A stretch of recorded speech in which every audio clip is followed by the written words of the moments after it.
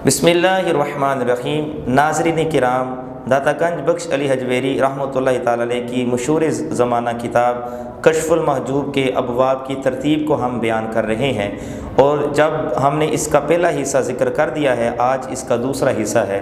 आप देखें कि दाता गंज बख्श अली हजवेरी रहमतुल्लाहि ताला अलैह आपने जो सहाबा कराम रिदवानुल्लाह अलैहिम अजमाइन से लेकर आज तक जितने भी सच्चे सुच्चे मोमिन मुसलमान हैं उन वाला अक़ीदा दिया है। जो आपने 7वां बाब बांधा है वो सहाबा कराम रिदवानुल्लाह अलैहिम अजमाइन उनकी सीरत पर बांधा है। आपका जो 8वां बाब है वो अहले बैत अतहार के बारे में आपने बांधा है। आपका जो 9वां बाब है वो असहाबे सुफ़्फ़ा रज़ियल्लाहु ताला अन्हुम के बारे में बांधा है।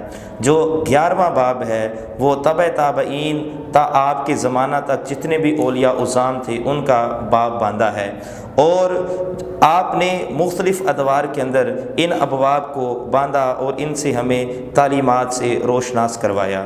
नाज़रीन इकराम, जब हम मज़ीद देखते हैं तो हमें जो चीज़ें मिलती हैं वो ये है कि जो 12वां बाब है वो सूफ़ियाए मुतअख़िरीन के बारे में आपने बांधा है, जिसके अंदर हज़रत अबू अल अब्बास अहमद बिन क़साब से लेकर हज़रत अबू अहमद मुज़फ़्फ़र बिन हमदान रहमतुल्लाहि ताला अलैह तक है।